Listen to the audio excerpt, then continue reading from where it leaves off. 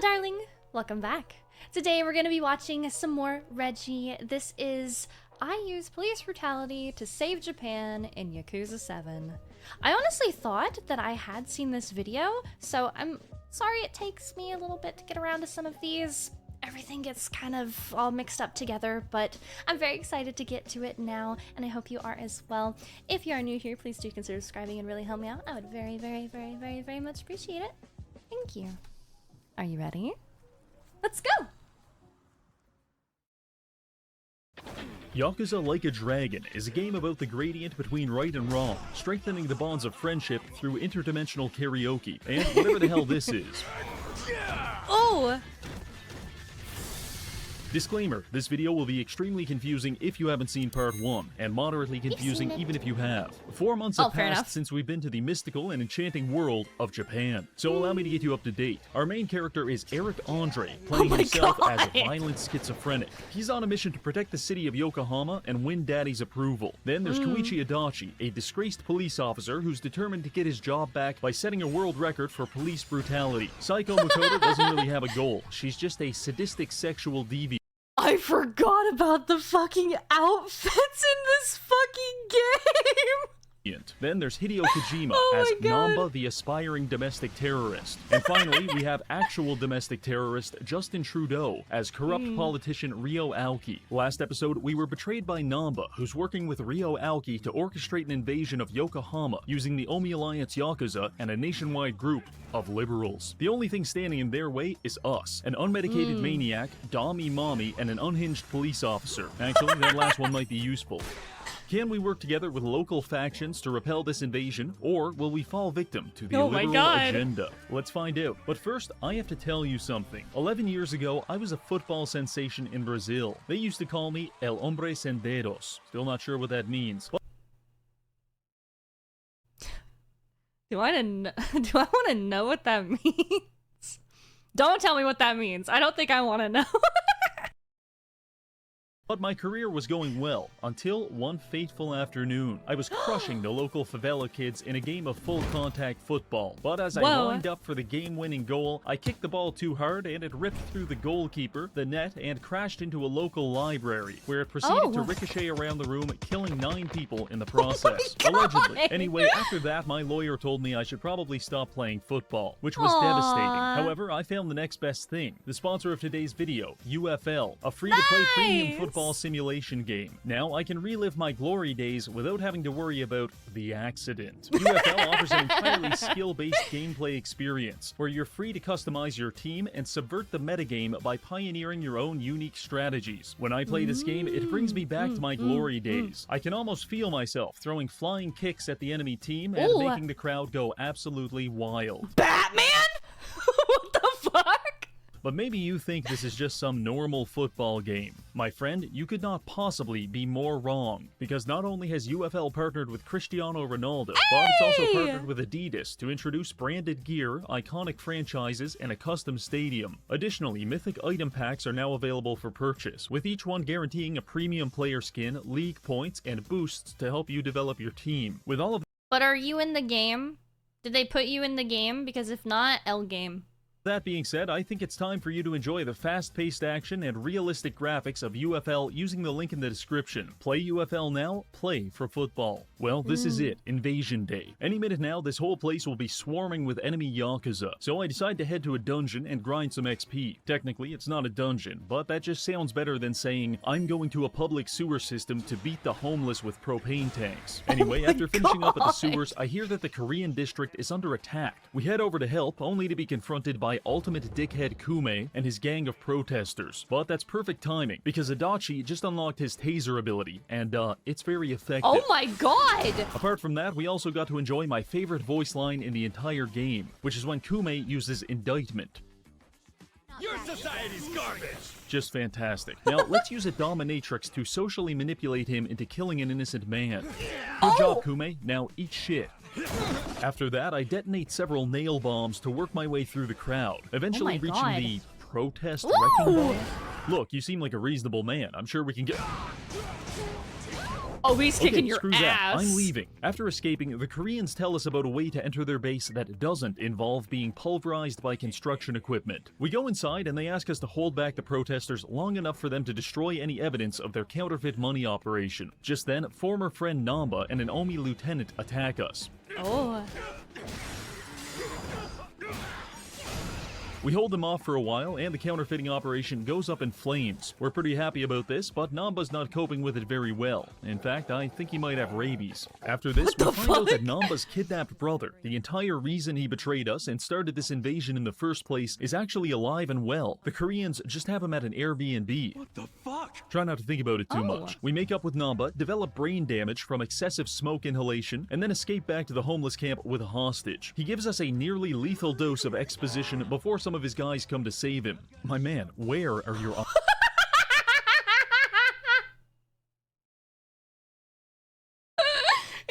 like his face has been squished. You know the filter where it pinches your face in? That's what happened to his eyebrows. eyebrows. The fighting gets interrupted by the loudest ringtone in all of existence, and we find out fan-favorite character Xiao needs our help. So we head over to Xiao's headquarters, only to find that the entire Chinese mafia has mutinied and taken him hostage at this restaurant. Kasuga, suffering from a terminal case of I just want to help out, decides that we're going to fight our way through the entire front of house, a handful of deranged chefs, the general manager, and a fucking tiger. Fortunately, like most animals, the tiger has a profound weakness to being shot 150 times. After all that, we make our way to the top floor, where Mabuchi is meeting with the Omi Alliance lieutenants. Hurry up and kill me. Couldn't have said it better myself. Ooh. Dude, the combat does look kind of After Mabuchi, we're introduced to and Lieutenant Tendo, who gets up, explains he's too cool to fight us, and then leaves. That leaves us with Lieutenant Ishioda and his gaggle of walking experience points. Unfortunately for them, Namba's back, and he's now entering his redemption arc, because he decided to make things up to us by using level 99 Hobomancy to do this. Hobomancy? Hold on a minute. Hobomancy. I'm sorry, that's great. I love that so much. He decided to make things up to us by using level 99 Hobomancy to do this. Whoa!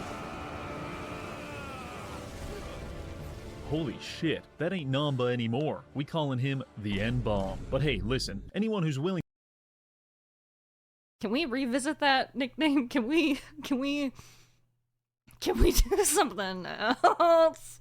Can we? I don't think that's gonna work. I think we need to go back to the drawing board there.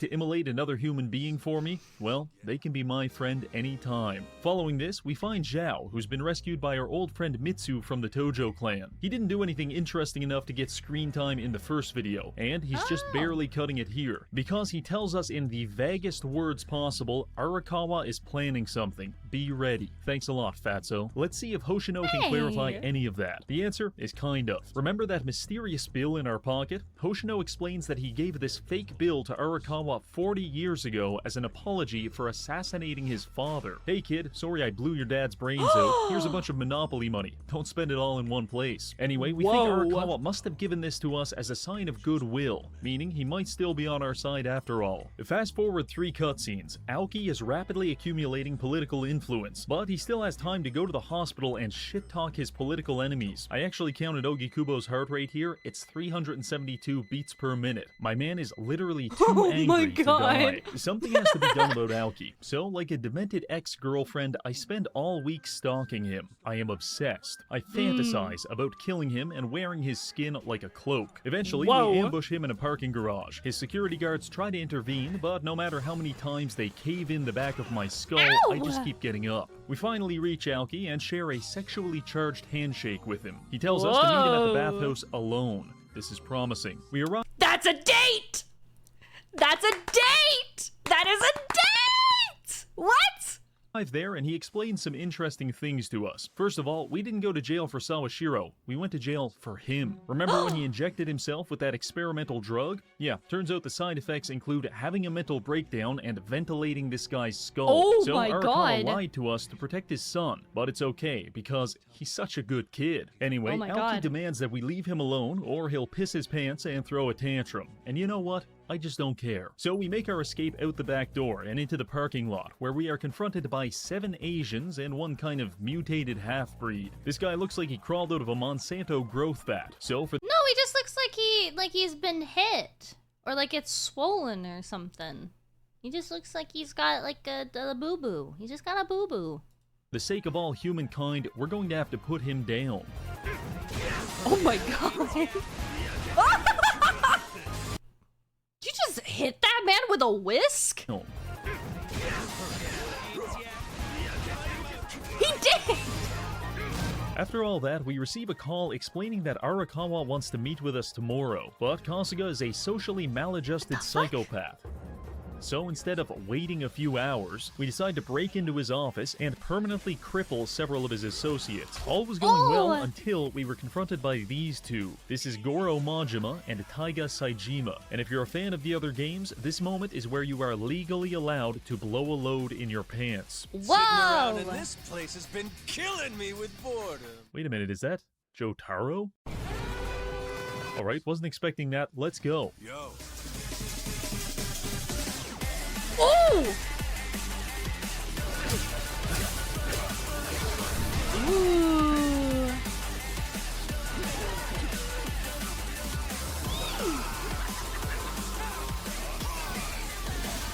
Ooh! Okay, in hindsight, that was a bad idea. We're not even close to being able to beat them, but I know what to do. We're going to craft the strongest sledgehammer in the game, and then I'm going to use it to turn Majima's head into a two-dimensional object. First, we need to spend 7 hours on the baseball minigame. This will get Oh no, not the freaking rabbit hole of the damn mini games again, dude. Not again. us enough tickets to afford the base weapon, which we can upgrade from there. Good, you've got enough points. Now, keep going. Ooh. Ew, that sound. That sound would get to me. That's, ugh. You've got enough points. Now, keep going. Oh, it's just too high pitched. Stop saying dumbass things. You're not even making sense. Shut the hell up. Now, watch me hit this slick triple. Alright, that'll do. Grab the hammer and Nice. Google the next step. Realize How it's going to cost hammer 20 good? million yen to craft this. Have a small and well-contained mental breakdown. Now go craft these shitty helmets and swallow this drink. Don't ask me what it is, because I don't know. But you're now making 200% more money from enemies. Time to go spend 4 Ooh. hours crushing people's testicles in the Sotenbori battle arena. Eee! No! Congratulations, you now have 20 mil. Craft the hammer and go reintroduce yourself to Goro. The second Oh my attempt was a lot God. easier, because after 20 sledgehammer hits and some help from an orbital ion cannon, we survived the fight long enough to be interrupted by Arakawa and his former boss Daigo Dojima, the chairman of the Tojo clan. This is all a little confusing, but at least we haven't been shot yet. We follow them upstairs, where they explain everything. Turns out Arakawa is a double agent. He betrayed the Tojo clan with Daigo's permission in order to infiltrate the Omi Alliance and weaken it from within. Tomorrow, the actual leader of the Omi Alliance, Masaru Watase, is getting released from prison, and when that happens, Arakawa, Daigo, and Watase are going to hold a meeting in front of hundreds of Yakuza to dissolve the Tojo clan and Omi Alliance, which will destroy Aoki's criminal influence. The best part? No one knows about this except for us, so when it's announced, shit might go crazy. The next day, we head into the meeting hall, Watase makes his arrival, and declares the dissolution of the Omi Alliance. This was not well received. Then Daigo comes out and dissolves the Tojo clan. Things are now at a fever pitch. Watase calls the entire crowd pussies, at which point there's no turning back. Fortunately, we've got plenty of backup. Oh, it's time to brawl! It's wrecking time! Why does that sound like Ralph from Wreck-It Ralph? We're gonna wreck it, dude!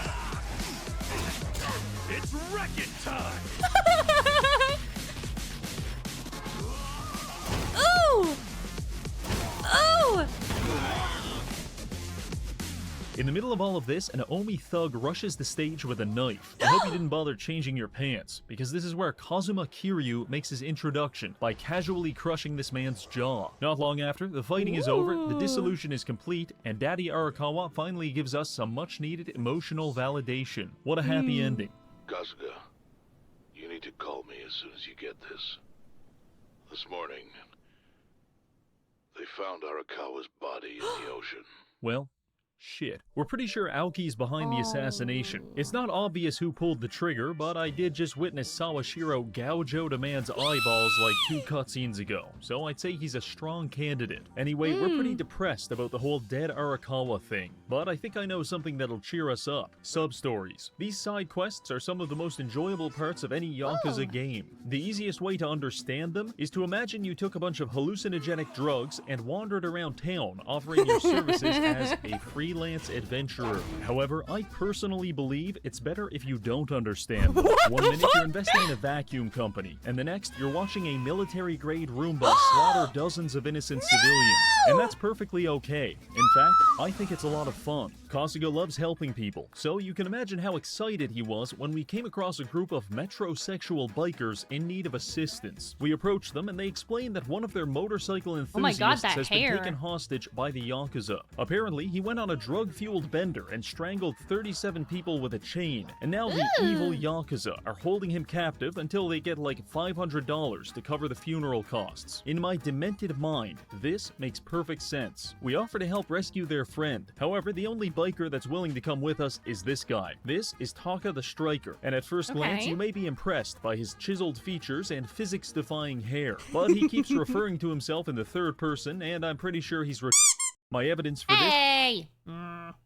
this is that I told him to wait here for 30 seconds while I gather supplies. I came back 15 seconds later, and he had already left to attack the Yakuza office by himself. Oh well, maybe he's actually really strong and doesn't need our help. Never mind. Taka has been on the ground getting his back blown out for the past 20 minutes, so we decide to help him the only way we know how. After beating the Yakuza to death, we make our escape, and our motorcycle friends are free to terrorize the streets once more. In fact, as a sign of gratitude, Taka gives us his pound-made number. So if we ever get accosted by strange men, we can call Taka to ride in on his motorcycle, light the wheels on fire, and commit several acts of vehicular manslaughter. Very nice. That's cool! On to the next quest. I'm walking past this children's park, where I find a man headbutting a tree. Obviously, we introduce ourselves. This is Mr. Masochist. He's a pain-loving degenerate. However, he's had his balls stepped on one too many times, and now he can't feel anything. He yearns for the sweet nectar of pain, but is unable to acquire it. So he rips off his clothes and begs us to beat him. We conduct an extreme and violent S&M session in the middle of this playground, but no matter what we do to him, he can't feel a thing. This is tragic. I even tried finding his mother so she could inflict psychological pain upon him, but that just became depressing really quick, so I gave up. However, later that day, we come across a woman who's about to be stabbed. Mr. Masochist gets jealous of this, and it dives in front of the knife, saving her life. We beat down the attackers, and the woman thanks our gimped-out friend, but he's too busy being depressed to care, so she calls him pathetic and slaps him. He liked that a lot. Oh my One thing leads to another, and suddenly she's spanking him with a riding crop. It hurts so good! Finally, our friend can feel the pain he desires. Mr. Masochist has been unlocked as a poundmate. Well, helping all of those average Japanese men was nice and all, but we still need to deal with Ryo Aoki. We've already damaged his criminal empire, now we're going to hit him politically. Unfortunately, I couldn't find any photos of Ryo Aoki blackface, so we'll have to do this the old-fashioned way. Aoki has chosen Kume to run for office in Yokohama. The canonical reason for this is because he wants to flex his power by getting the most guy in town elected to parliament. We're going to enter the election against Kume and use that to get close to Aoki. Yes, I know we're a convicted criminal who has spent the last month beating people to death with a sledgehammer, but I don't think that would even make a difference in real life, let alone in the wonderful world of Yakuza. So let's give it a shot. We acquire a campaign van and drive it down to the waterfront to debate Kume. When Kasuga is speaking to any other character in the game, he has the oration and mental acuity of a grape. But for some reason, when we speak to Kume, Kasuga's brain painfully and rapidly expands as his IQ enters the low millions. His ego dissolves, and for a brief moment in time, he becomes God. Kume responds not with a counter. What the fuck? Are you holding like 3 microphones taped together? Argument, but rather with a series of noises usually reserved for a prostate exam.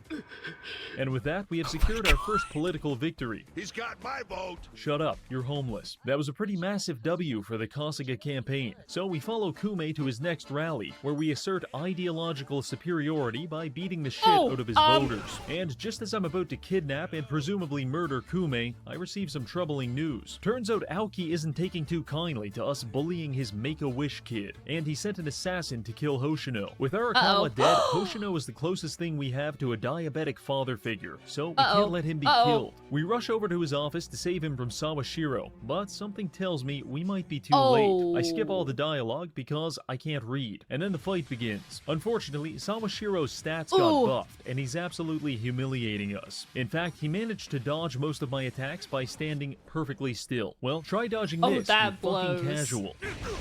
Eventually, we got him on the ground, which is a very bad place to be when I have a sledgehammer. As a reward for beating his ass, Sawashiro decides to tell us why he's loyal to Ryo Aoki in the first place. Turns out the subway station lockers are the premier baby depository for all of Japan, because when Sawashiro was a teenager, he left his unwanted child in one of these lockers. In fact, he did it on the same night that Arakawa's wife put their child in the locker. Ryo Aoki was one of those babies, and Kasuga was the other. It is basically confirmed that we are Arakawa's real son, but he took the wrong baby that night, causing us to be raised by hookers in a brothel while Aoki was raised by the Yakuza. And the only person who knew all of this was Sawashiro. He also mentions that he didn't kill Arakawa, but he's pretty sure that notorious dickhead Ishioda did. I was genuinely unsure of how to process this information, so yeah, fucking me too! What? What kind of fucking twist? Okay? I settled on calling the police and sending Sawashiro to prison for life. After that, we head back to the campaign office to find Kume and twist his nipples, but all we could find was this guy. We start beating him mercilessly for information on Kume, and after he tells us everything he knows, we keep going. Ooh. Just before we can watch the spark of life fade from this poor man's eyes, we are stopped by none other than Kiryu. He claims to have the information we're looking for, but first, we have to prove ourselves to him. Apparently, the only way to do that is by defeating him in shirtless combat. The fight was challenging. Kiryu spent the entire time beating Namba like he owes him money, but fortunately, Saiko unlocked her Enema Revival skill. Honestly, this fight is a great opportunity to appreciate the depth of Kasuga's schizophrenia, because to us, it looks like this. But to Kasuga, it looks like this. What the hell? I know that seemed pretty promising for us, but Kiryu has been in about 23 different Yakuza games, and unfortunately, the fandom has already depicted him as the Chad and us as the Virgin, so nothing we do could have won us this fight. In fact, we awake 20 minutes later, and Kiryu tells us he beat us into a low-grade coma just so we would chill out. Now that we're sufficiently calm, Kiryu takes us in to meet with Korean lady whose name I forgot 3 months ago. They explain that Aoki is bringing in a legendary assassin to kill the rest of us. Somewhat problematic. This assassin is named Mirrorface for his supernatural ability to impersonate other people on an atomic level. He's basically a skinwalker, and I can't risk this video turning into a creepypasta, so we have to kill this guy right now. We head over to this office to intercept Mirrorface, but oh no, it's a trap. So anyway, we make it upstairs to find Ishioda waiting for us. Oh, for fuck's sake, don't tell me this is another trap. This is Mirrorface. He has assumed Adachi's identity, and now he's either trying to strangle him to death or give him mono. Can't tell which. It's all a little confusing, and personally, I just shoot them both. But eventually, Kasuga finds the real Adachi, and the fight is on. This is the man that murdered our father, so we can't hold anything back. Saiko burnt him with candle wax, Adachi electrocuted him, and Namba got beat to death with an office chair. Oh! Twice. Oh god! Eventually, we got the upper hand, and Ishioda explains that he tried to kill Arakawa, but Tendo stopped him and did it himself. New arch-nemesis acquired. So we're all up in this office theorizing about how we can get to Tendo, and it's going quite well, until... Every time they say Tendo, I think of frickin' Nintendo, dude. Every time. Oh!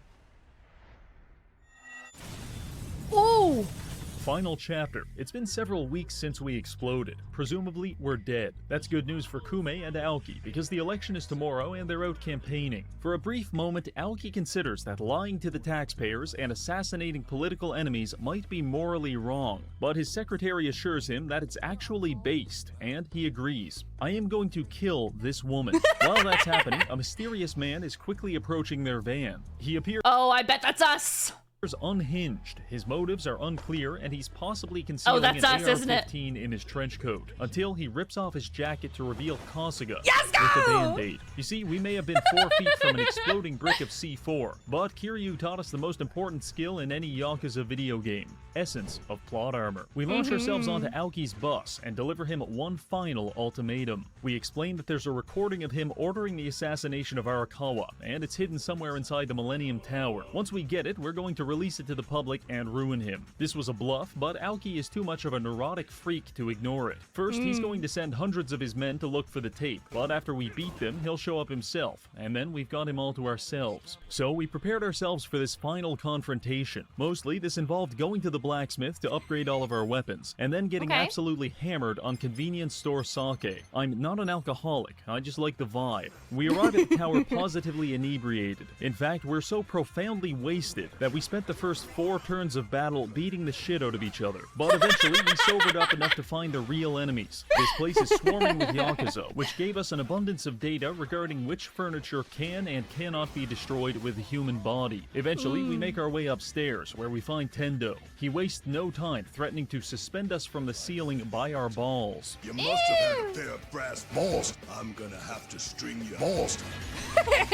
He's a freak for real, but we can't let that tattoos are happen. so cool. This ends here. The fight against Tendo is objectively unfair because he has no known weaknesses, throws us around like we're goddamn cartoon characters, and he does this really cute thing where he punches you in the chest and you die. Apparently, the meta strategy to counter this is to call Mr. Masochist, who loves being beaten so much that he'll jump in to absorb the punches for you. However, I completely forgot about that. So the battle plan was just grinding pepper in Tendo's eyes and hoping he'd go blind. This did not work very well. Also, I noticed Tendo has a statistically abnormal obsession with beating Psycho. I'm not sure if it's because she's a woman or my healer, but he spent about 90% of the fight running. He just runs past, dude. What the fuck? Honestly, I think it's smart when games are kind of like coded to attack your healer. I'm not saying I like it, but I do think that it's smart. Running her down. The battle went on for about 20 minutes until I got desperate and called for help from my top employee. Oh, that's sick.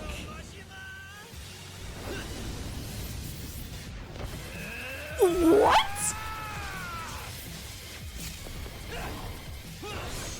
Whoa. It's showtime!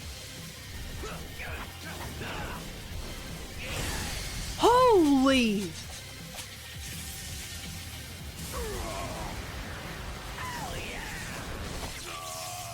This attack was so effective, it made Tendo ragdoll through the sky like we were on GM Flatgrass. After That was sick! Wait, I'm so sorry. I want to watch that again, dude. Okay, before we watch, I guess you just call them in for like, they don't join the battle, they just do like an attack or something. This is very cool.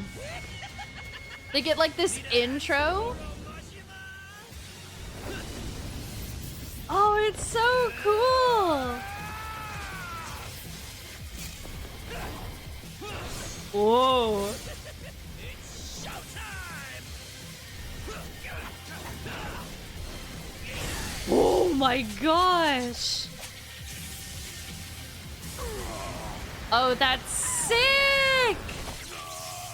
This attack was so effective, it made Tendo ragdoll through the sky like we were on GM Flatgrass. After that, Namba hit him with some lightning, and I thought we won. But just as Tendo was about to surrender himself to unconsciousness, he must have heard Psycho's voice, because he got back up and immediately started punching us in the face again. Lovely. Meanwhile, Ryo Aoki is at City Hall preparing to declare his party's victory in the elections, until something comes on the TV. My Japanese is a little rusty, but I believe it says, "Dumb shithead Ryo Aoki wanted for inciting incitement to murder. The crowd breaks into a frenzy, and Aoki looks like his head is about Oh to my explode. God. He's furious, and he's coming straight for us. He arrives 10 minutes later to find Tendo and, all of our dead bodies. As if that wasn't bad enough, Aoki realizes we must have had help to even get this far. So he says loudly and very legibly, Hunt them all down. Kill them. Make sure the bodies are never found. "Gotcha, bitch." Oh. We're not actually dead. That's not actually Tendo, it's Mirrorface. And you've just admitted a bunch of criminal shit on camera. It's the end of the line. But Aoki doesn't want to go gently into that good night. Men! Kill them all! Leave no one alive! Nice. The setup was good, dude. Was that a crawfish?